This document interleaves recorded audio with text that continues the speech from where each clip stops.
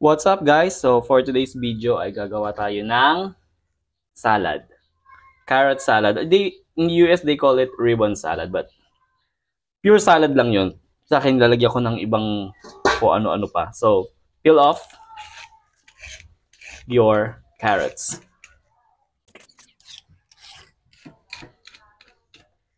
Ako talaga mahilig ako sa carrots.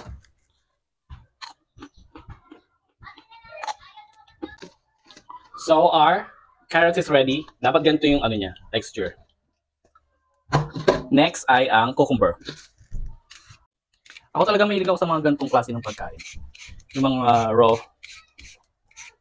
Kasi nga 'di ba sabi nila, the best way na makonsumo ang vitamins ay dapat kinakain mo siya.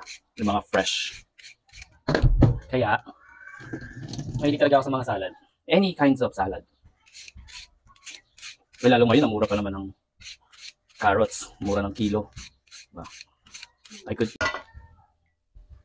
So, hindi natin sinama yung buto kasi ayoko lang. Cabbage. Alam nyo ang technique ko dito para ma-shred ko siya ng pino. Gonna use the peeler para kaskasin siya. Like this.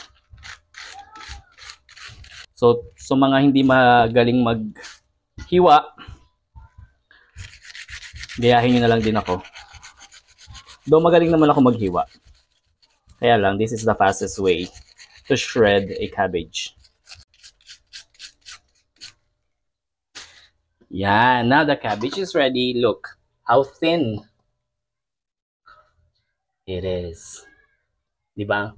Sobrang nipis niya. And then next is red onion.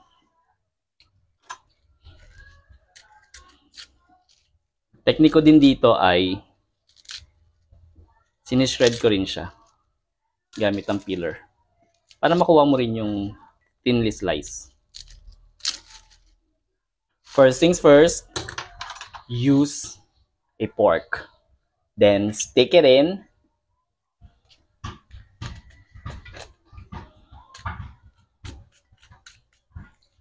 Okay.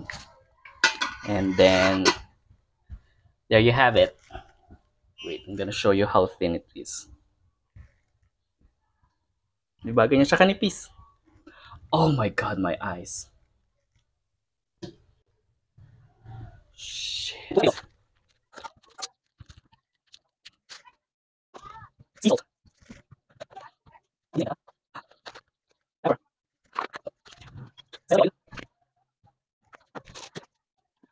Sealed. Sealed. Sealed.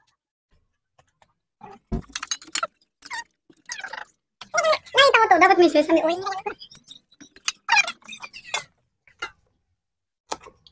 Masarap siya. So, lalagay muna natin siya sa ref para lumamig, para mamayang dinner. Ito na rin kakainin namin. Ang pinalasa.